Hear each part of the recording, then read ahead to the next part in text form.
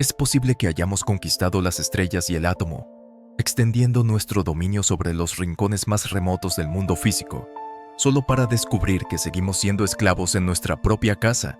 Esta es la gran contradicción del hombre moderno. Poseemos herramientas para mover montañas, pero carecemos, a menudo, del timón necesario para gobernar un solo impulso de ira o una sombra de ansiedad. Vivimos volcados hacia afuera, exigiendo que el universo se doble ante nuestros deseos, gritando al tráfico, al clima y al destino, como si nuestra frustración tuviera algún peso sobre la realidad objetiva, olvidando que esta lucha es, por definición, una batalla perdida. Para los estoicos, la libertad no comienza con el cambio del mundo, sino con la demarcación precisa de lo que realmente nos pertenece. Marco Aurelio, el hombre más poderoso de su tiempo, escribía en la soledad de su tienda de campaña que el verdadero imperio no se medía en provincias conquistadas, sino en la calma del juicio. Él comprendió que el caos exterior es un ruido inevitable, una marea que sube y baja sin nuestro permiso, y que intentar controlarla es la raíz de toda miseria humana. Si no somos dueños de nuestras reacciones, si nuestra paz depende del humor de un extraño o del éxito de un negocio, ¿somos realmente libres o somos esclavos con mejores ropajes? Aquí es donde nace la ciudadela interior, esa fortaleza mental que Epicteto describió como el único territorio inexpugnable, donde ni la fortuna ni la tiranía pueden entrar sin nuestro consentimiento expreso. El cimiento de esta ciudadela es la dicotomía del control, una división brutalmente simple pero infinitamente difícil de practicar. Hay cosas que dependen de nosotros y cosas que son totalmente ajenas. Nuestros juicios, nuestras intenciones y nuestro carácter son el centro de nuestro poder. Todo lo demás, el cuerpo, la fama, la riqueza e incluso la salud, son solo indiferentes preferibles.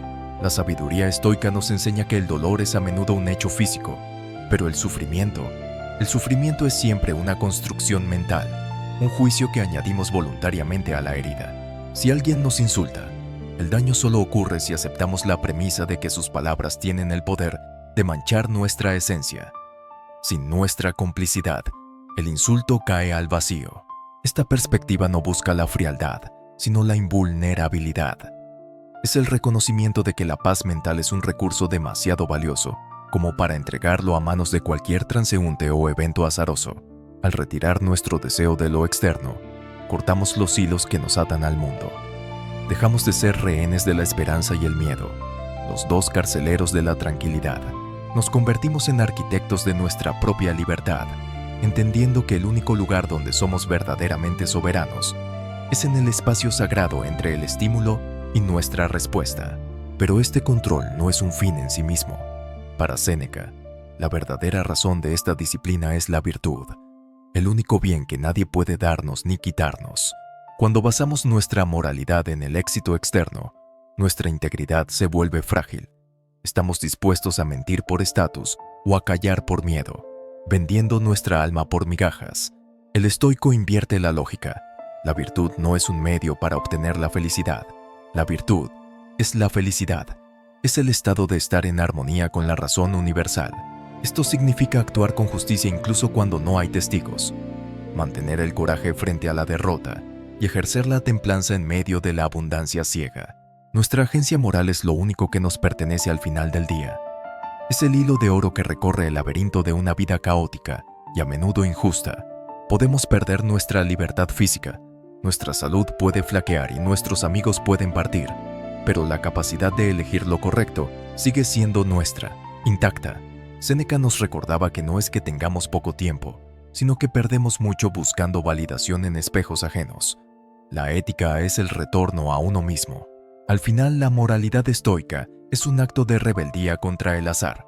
Es decir, el mundo puede hacerme sufrir, pero no puede obligarme a ser malvado. Esta maestría interna culmina en una aceptación radical de la realidad, no como una derrota, sino como una alianza profunda con el flujo de la existencia. Es dejar de preguntar, ¿por qué me pasa esto?, para empezar a preguntar, ¿cómo puedo usar esto para fortalecer mi carácter? El obstáculo es el camino. Al abrazar nuestro destino, eliminamos la fricción entre lo que es y lo que deseamos que fuera. Esa fricción es el lugar donde muere nuestra paz. La verdadera libertad, entonces, no es hacer lo que queremos, sino querer lo que sucede, una soberanía absoluta sobre la propia voluntad que nada puede perturbar. El mundo seguirá siendo caótico, injusto y ruidoso, pero usted, dentro de su ciudadela, puede permanecer como un espectador sereno de la tormenta. La pregunta final que Séneca y Marco Aurelio nos lanzan a través de los siglos sigue vigente. ¿En qué manos va a poner su felicidad hoy? Usted puede ser el súbdito de 1000 azares o el soberano de su propia alma. El control interno no es solo una idea, es el único refugio real.